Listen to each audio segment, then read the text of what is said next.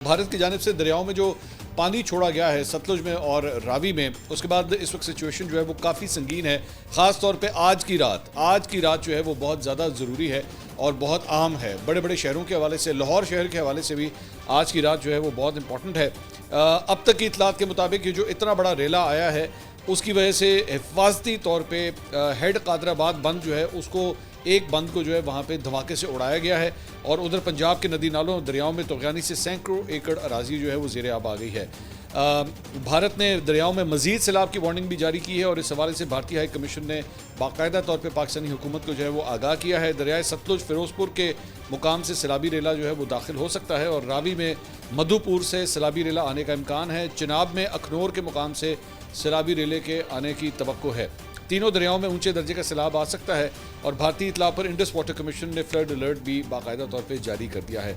और साथ ही साथ सैलाबी सूरत हाल के बायस ज़िला हाफसाबाद के लिए भी फ़ौज जो है वो तलब कर ली गई है। मुख्तलिफ अजला के लिए फ़ौज की जानिब से बाकायदा तौर पर इतला दी गई है कि वहाँ पे यूनिट्स जो हैं वो डिप्लॉय कर दिए गए हैं ताकि वो जो सिविल एडमिनिस्ट्रेशन है वहाँ पे उनकी मदद भी की जा सके। ये पंजाब का 8वां ज़िला है जहाँ पे ज़ेरे इंतज़ामिया की दरख्वास्त पर जो है वो फ़ौजी दस्ते अब वहाँ पे भी तैनात कर दिए गए हैं।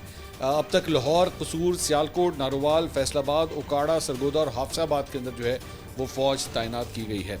इसके अलावा DGPDMA यानी कि provincial disaster management authority Punjab, उन्होंने कहा जी अगले 48 घंटे जो है वो रावी और चिनाब के लिए नहायत नाजुक हैं। ताहम बारिशों का मौजूदा स्पेल जो है वो कम से कम अब ख़त्म हो रहा है, उसका डिक्लाइन हो रहा है और आइंदा दिनों में निस्बतन कम बारिशों की पेशगोई जो है वो की गई है। उन्होंने कहा कि जी सैलाबी सूरत हाल पर ब्रीफिंग देते हुए उन्होंने कहा कि हेड मराला का ढांचा जो है वो महफूज है और वहाँ से गुजरने वाला रेला अब खान की हेडवर्क से होता हुआ नीचे की तरफ बढ़ रहा है। उनके मुताबिक उम्मीद है ये रेला किसी बड़े नुकसान के बगैर पंजनद के मुकाम तक पहुँच जाएगा और वहाँ पर जाके ये दरियाए इंडस जो है उसे ज्वाइन करेगा। उन्होंने कहा कि दरिया रावी में जसर के मुकाम पर पानी का बहाव जो है वो 2,10,000 क्यूसेक रिकॉर्ड किया गया है, जो आज रात 9 से 10 बजे के दरमियान करीबी इलाकों से जो है वो गुजरेगा। लाहौर के करीब शादरा बिराज की गुंजाइश जो है 2.5 लाख क्यूसेक है और वहाँ से अंदाजन 1,80,000 से 90,000 क्यूसेक पानी जो है वो गुजरने की तवक्को है।